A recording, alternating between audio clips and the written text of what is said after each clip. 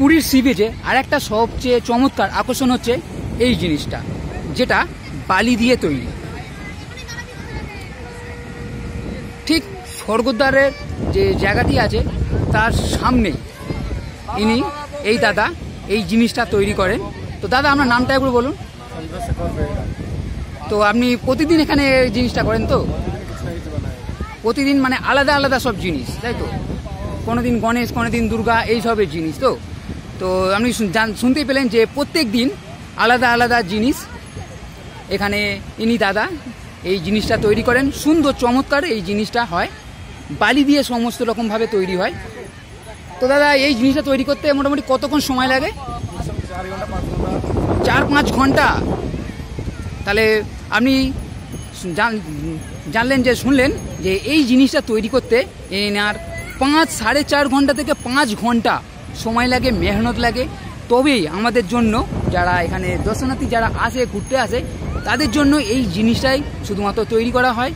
তবে ইনি যে এখানে মেহনত আছে, যে এত সময় ধরে এখানে জিনিসটা তৈরি করছে, তার জন্য এনারও কিছু প্রাপ্য। তাই এখানে এনাকে 10 টাকা 20 টাকা যে যেরকম খুশি আপনারা দেবেন, যাতে এই যে মেহনতটা এটা করেছে তার ফলটা ইনি পান। সেই জন্য দেখতেই পাচ্ছেন যে এই জিনিসটা যে করেছে এটা খুবই সুন্দরভাবে হাতের কাজ। এরকম কাজ কিন্তু টক করে আপনি অন্য কোনো জায়গায় ঘুরতে গেলেন, সেই জায়গায় বালির এই যে কাজটা সেটা কিন্তু হয়তো দেখতে পাবেন না। তাই বলছি আপনি যদি এখানে আসেন, এই সন্ধ্যেবেলাটা সকালে আগে করতো, আমি জিজ্ঞেস করলাম যে ইনি বলছেন সময় পান না, সেই জন্যে এখন সন্ধ্যেবেলার সময়টা এই জিনিসটা তৈরি করে। তাই আপনি এই পুরীতে ঘুরতে এলে স্বর্গদ্বারের সামনে এই জিনিসটা আপনি দেখতে পাবেন, ফটো তুলতে পারেন, ভিডিও করতে পারবেন। তবে কিছু আপনাকে দিতে হবে। এই যে জিনিসটা তৈরি করেছে তার মেহনত সেটা সবাই চায়। তাই যে হাতের কাজ, যে এনার যে জিনিসটা, সেটা সত্যি দেখতে গেলে সামনে থেকে না দেখলে আপনি বুঝতে পারবেন না যে এই এত অপূর্ব এই যে জিনিসটা ইনি এখানে তৈরি করেছেন।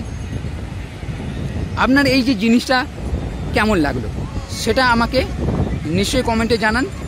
আর এই ভিডিওটি যদি মূর্তিটি এনার এই যে ইনি দাদা আছেন, এনার যে এই হাতের কাজটা অপূর্ব যদি আপনার মনে হয় লাগে, তাহলে লাইক করুন, ভিডিও করুন, আর